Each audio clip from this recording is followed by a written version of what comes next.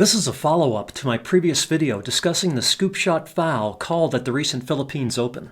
This new video fully explores miscue and scoop shots in detail and makes it totally clear when they are legal or not. Here are the 3 shots included in my previous video that were called as fouls in recent pro tournament matches. Foul.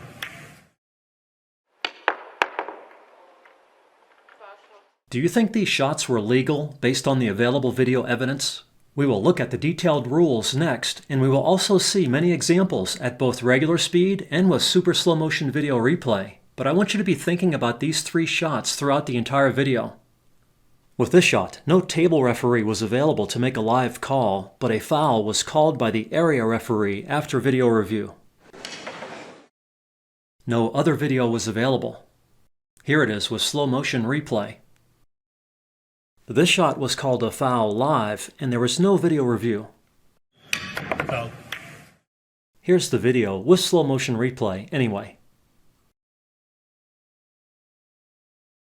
This shot was also called a foul live with no video review. Here's the video with slow motion replay anyway. The referees obviously had better views of the shots live, and they obviously know the rules since they are professionals.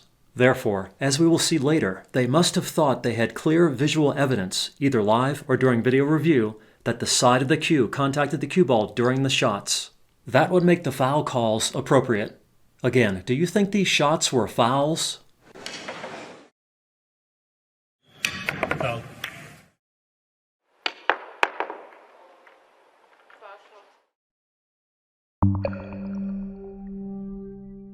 A miscue is a bad hit resulting from trying to hit too far out on the cue ball to apply significant spin. A scoop shot is a bad hit from an attempted draw or backspin shot where the cue ball is launched into the air. With miscues, secondary contact with the cue ball often occurs with the tip or side of the cue after the initial hit. Secondary contact can also occur with some scoop shots. Here's the WPA official rule of pool covering how fouls should be called concerning miscues and scoops. A miscue should not be called a foul unless there is clear visual evidence indicating contact with the side of the cue.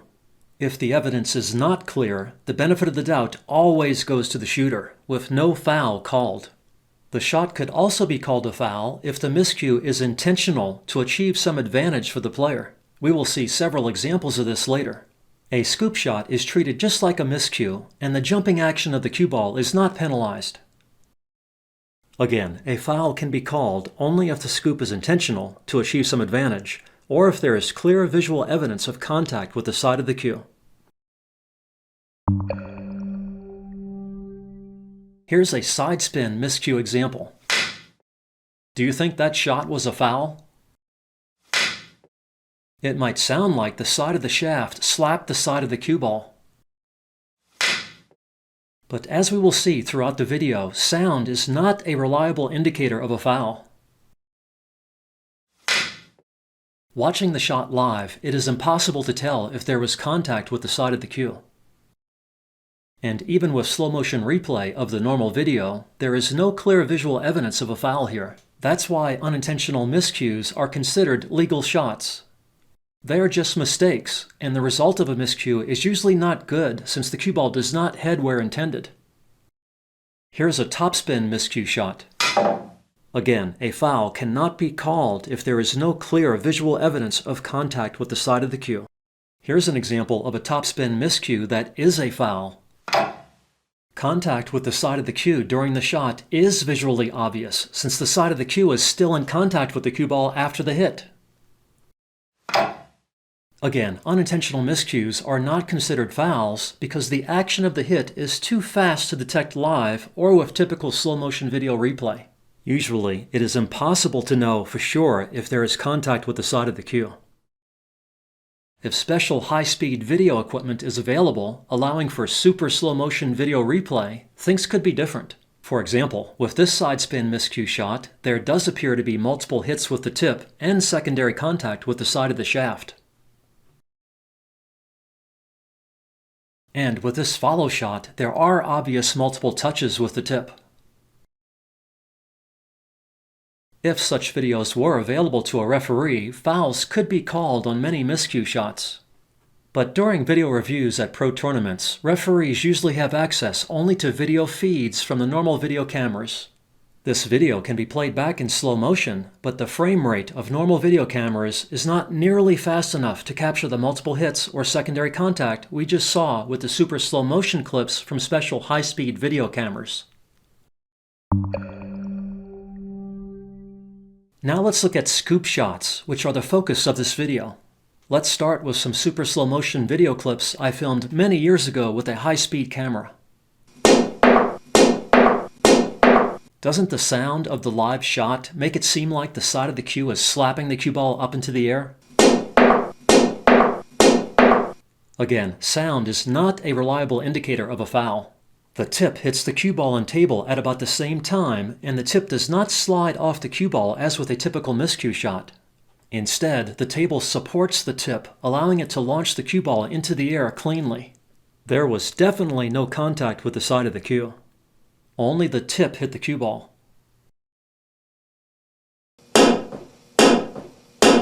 With this shot, the tip hits the cue ball above the table and slides down the cue ball until it reaches the table, at which point the table supports the tip.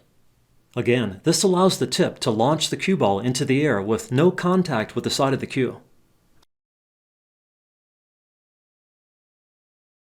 Here's an example with more cue elevation. Even here, there is still no contact with the side of the cue.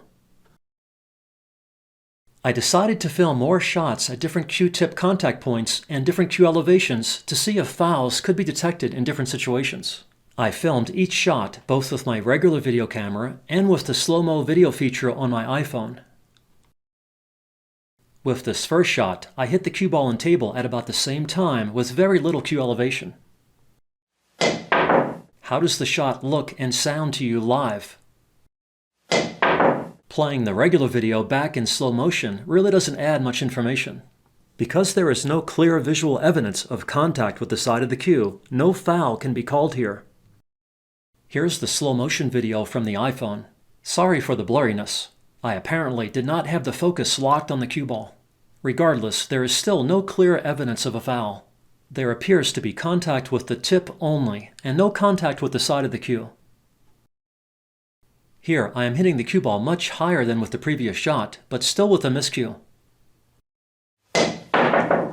Again, there is no clear evidence of a foul either live, with the slowed down regular video, or with the slow motion video. Here, I have the cue more elevated, and there is still no clear evidence of a possible foul. But even the slow motion video is not at a fast enough frame rate to capture all the details of the shot. This is the closest frame available just before contact. In the next frame, the tip has already touched the cue ball and slid down the cue ball some. And in the next frame, the tip has already launched the cue ball into the air. Regardless, it is clear there is no contact with the side of the cue. As we saw with the super slow motion clips earlier, it is the tip and not the side of the cue that launches the cue ball. With the next shot, I tried to mimic the cue action from Gonzalez's shot at the recent Philippine Open.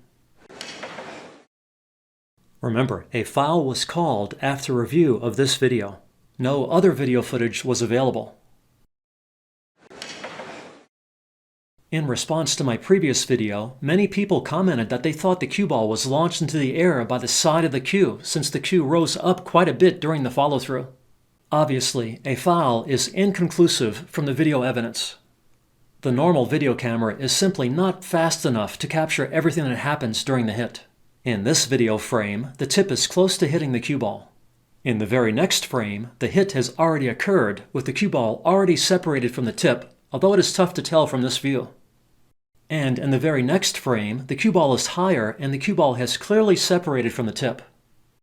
And in the very next frame, the cue ball is long gone as the cue is continuing to rise up. I admit that when watching the shot live, it might seem like the side of the shaft is launching the cue ball into the air. And when the video frames are played at regular speed, our brains blur or fill in the details between the frames, and we might see what we want to see based on certain beliefs.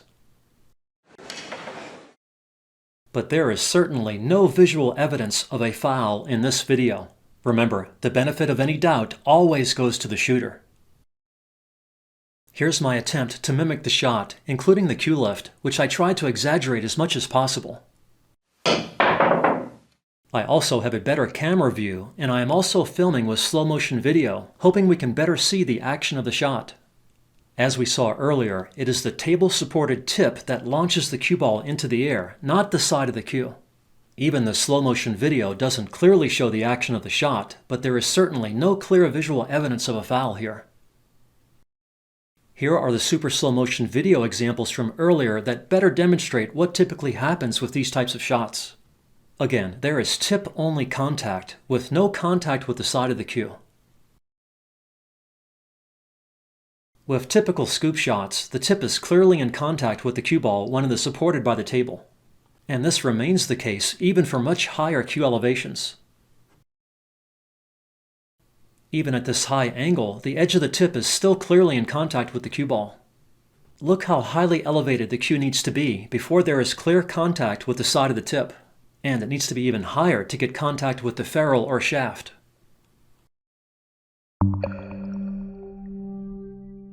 Now let's look at intentional miscues, which are not allowed and incur an unsportsmanlike conduct penalty, which could result in loss of game. Here's an excerpt from my Everything You Need to Know About Fouls video that covers common examples. In this example, an intentional miscue can be used to pocket the 8 in the corner, which would not be possible with a legal hit from this angle.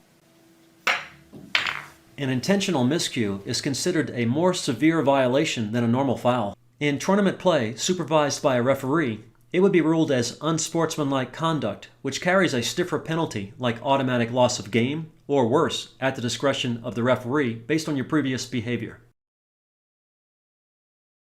Here is another unsportsmanlike intentional miscue foul because it is not a legal forward stroke. The tip is placed under the front edge of the cue ball and lifted straight up.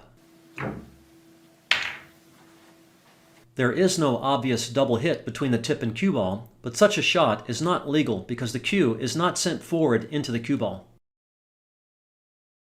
Here is another illegal intentional miscue used to shoot a disguised safety. Again, an intentional miscue like this is considered unsportsmanlike conduct. If it weren't, this would have been an effective safety because I froze the 8 to the cushion, which would limit my opponent's options.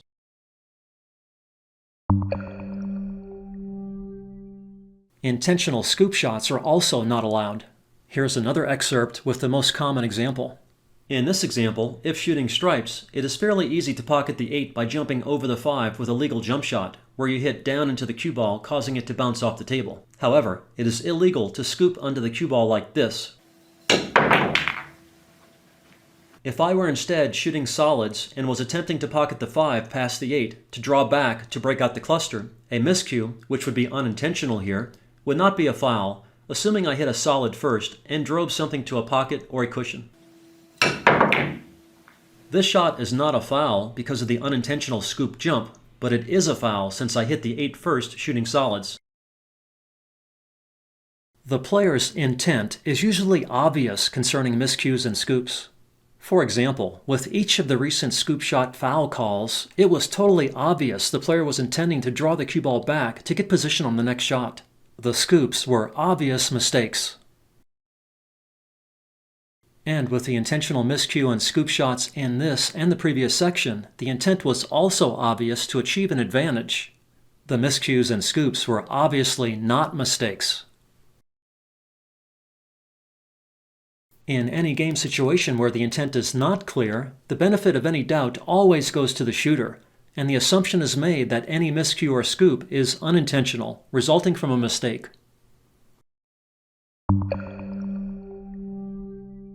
If you doubted my reasoning and conclusions in my previous video, do you now still think these shots should have been called fouls? Foul.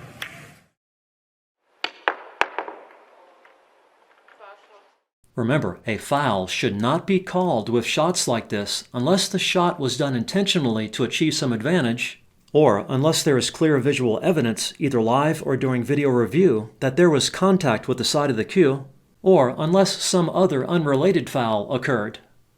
If there is no clear visual evidence of a foul, the benefit of the doubt always goes to the shooter and no foul should be called. Here they are again, live and slowed down.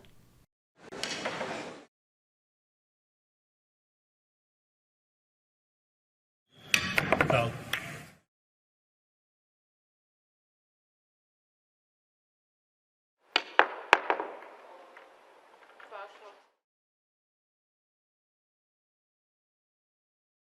Based on the video evidence available and on the analysis and examples in this video, I believe fouls should not have been called on these shots. I don't do videos like this to make the refs look bad.